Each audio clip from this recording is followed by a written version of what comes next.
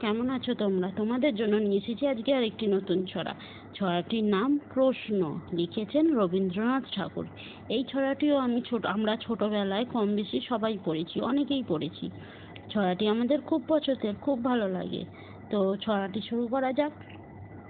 মা গো, আমায় ছুটি দিতে বল, সকাল থেকে পড়েছি যে মেলা। এখন আমি তোমার ঘরে বসে করব শুধু পড়া পড়া খেলা। তুমি বলছো দুপুর এখন সবে, না হয় যেন সত্যি হলো তাই। একদিনও কি দুপুর বেলা হলে বিকেল হলো মনে করতে নাই? আমি তো বেশ ভাবতে পারি মনে, সূর্যি ডুবে গেছে মাঠের শেষে। বাগদি বুড়ি চুবড়ি ভরে নিয়ে শাক তুলেছে পুকুর পাড়ে এসে। আধার হলো মাদার গাছের তলা, কালি হয়ে এলো দিঘির জল।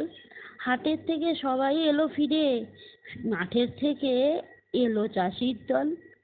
মনে করো না উঠল সাঁঝের তারা, মনে করো না সন্ধে হলো যেন। রাতের বেলা দুপুর হয় যদি, দুপুর বেলা রাত হবে না কেন?